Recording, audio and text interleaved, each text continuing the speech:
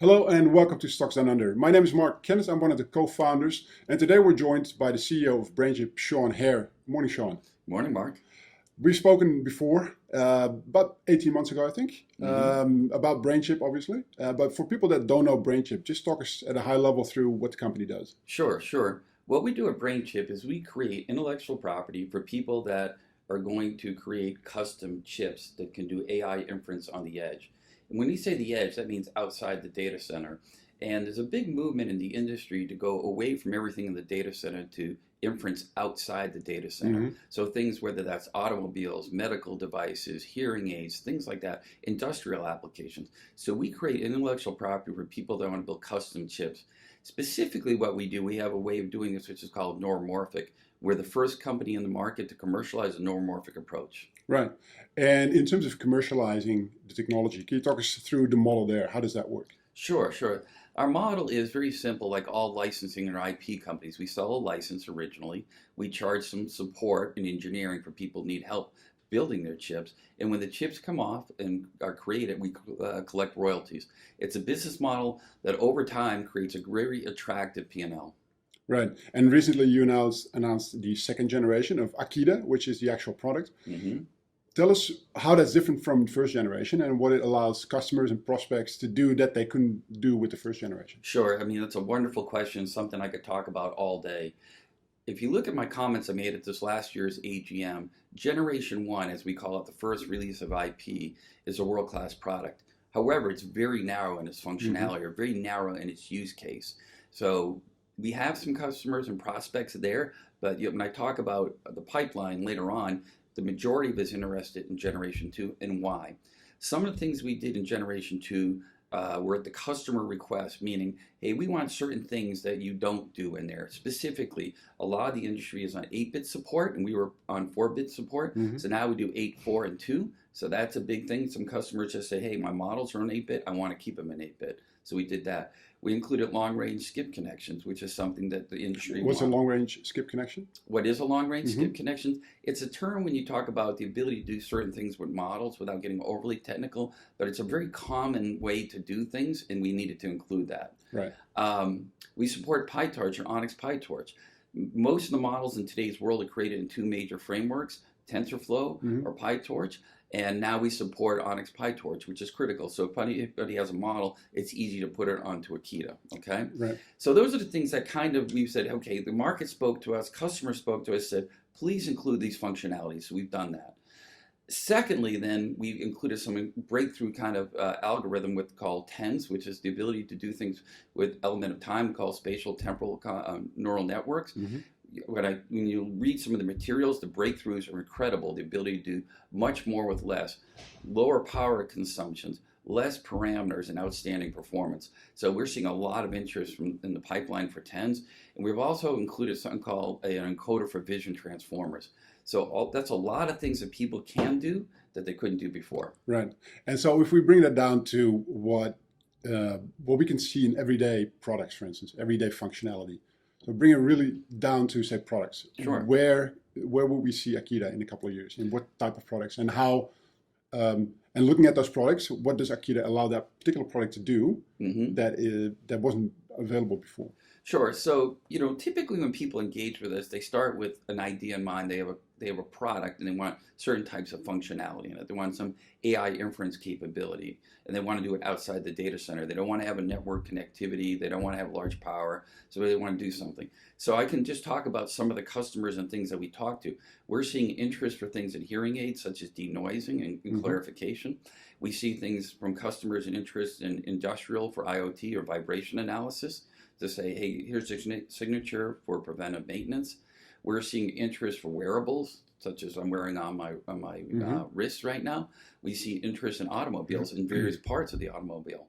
So we're seeing a whole variety of things that people are interested in across a lot of verticals. Right. So just as an example, the hearing aid, Yes, Akida in that use case yes. would basically filter out what is voice and what is noise, and skip the noise and just bring out the voice of of whoever you're talking to. That's correct. In Right. an incredibly low power, very efficient way, Right. low number area in the piece of silicon. Right. Okay. And so, in if you go back in your announcements, one of them said, "We've announced the second generation, but the customers prospects are waiting for the actual platform to be available." Hmm.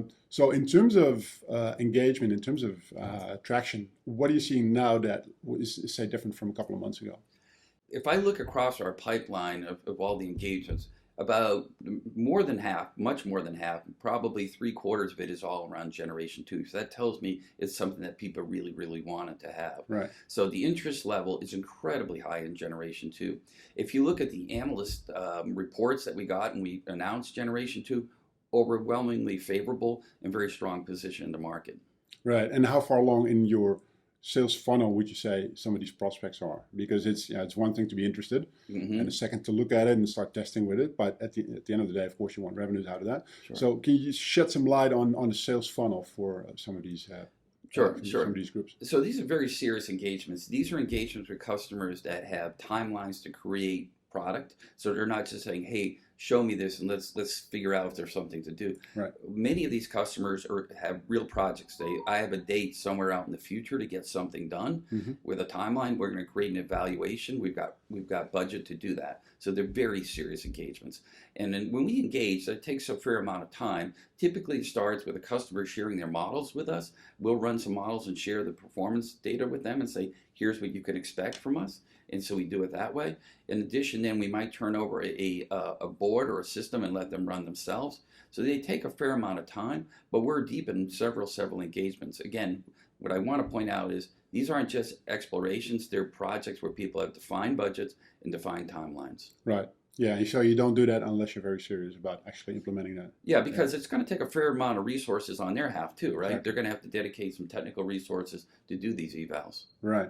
And if you could sort of segment the interest from all these groups into industries, which industry would you say is sort of dominant among your prospects? Yeah, I think it's relatively distributed, and it's along the ways I've just talked about. A fair amount in wearables, a fair amount in hearing aid, a fair Right. amount in industrial, and a fair amount in automobiles. Right. Okay.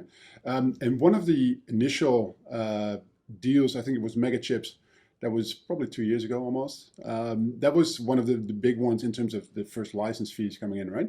Mhm. How has that progressed, the Mega Chips collaboration? And as a classical example of a license fee and royalty model, Mhm. how far along is that one in terms of mass production, which would mean royalties for you guys? Yeah, so we don't talk about the customers themselves and their progress, right? It's their business. Now, we work with MegaChips. We are in constant contact with MegaChips. We support MegaChips. But I really can't comment on where they are in their revenue streams right now. Right. Okay. But it's fair to say that in general, then you're looking at companies like this. They pay you a license fee. Maybe more at a high level. Then what sort of delay is there between getting that first revenue in from licenses Hmm. and actual sort of royalties from mass production? Yeah, it certainly takes time. So when somebody's going to build a custom chip, it takes a fair amount of time. And typically, IP selection is pretty early as part of that process. So once they decide to buy their IP, then they're going to have to go ahead and complete the design of their chip, and that takes anywhere 6 to 12 months.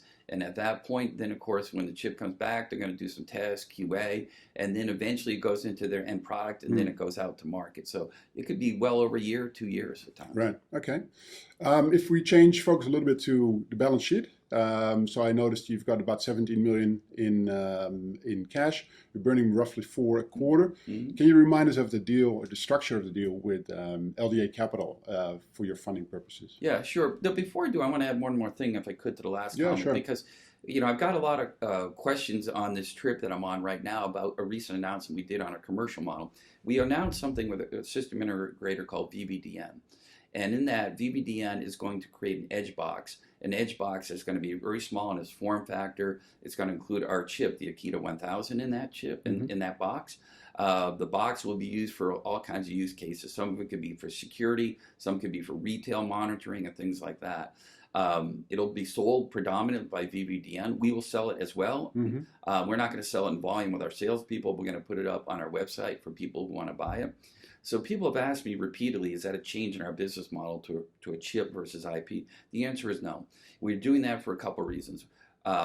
We really want to just prove out more workloads into the market, right? And there's been an ask from system integrators to do this. So we're going to do this with VVDN, and we might do it with others right now. But it's not a shift in our business model. So I want to be clear about that. We're just going to try this and get some workloads out there. So you'll see some revenue, but we're not expecting to be big revenue off the hardware side of the house. Okay. Around LDA, your question about how does it really work, is a very favorable and friendly way for us to do our fundraising. What we've done, we provide a certain number of shares to LDA. We specify a period of time that they can release those to market. We set a minimum price that they can't sell below, and they take 8.5% for that service. All the details are in our financial filings if people want to know more. And so going forward, you'll still be using that structure, or are there other sources of funding that you're looking at? As a CEO and our CFO and our board, we're evaluating all options for funding. Right. Okay. And needs, quite frankly. Sorry, and the need, right? And the need, yeah, of course. Right. Yeah. All right. Last question. What can investors look forward to in terms of sort of milestones in the next 12 months? Yeah. I think the next 12 months are critical for BrainChip, right, in a lot of ways. Now, when I came here 2 years ago, I think it was roughly 2 years this week, actually, the company was just really exiting its R&D phase. Now, we had just released a chip, but there was minimal salespeople. We had minimal marketing presence. We had just realized our generation 1 was narrow in focus. So this last period of time, a lot of work went to creating generation 2, which we believe is the product that the company is going to be built on for the coming years. Right. We've revamped our entire sales organization. We now have sales presence around the world. We have people in Korea, Japan, Israel, Europe, the United States. We've got a world-class marketing organization. So we're in that position now where now we talked a little bit about the pipeline as well. We're in a very different position than 2 years ago. So the next 12 months is critical. So what can people expect from us? Certainly more partnership agreements. That's a critical part of our success. I made a comment at the AGM that we're going to accelerate our product development. So look for more product announcements from us. And also look for announcements around engagements that we're hopefully going to be winning. Exciting times then. Very exciting times there. Good stuff. Thank you very much, Sean. Thank you, Mark.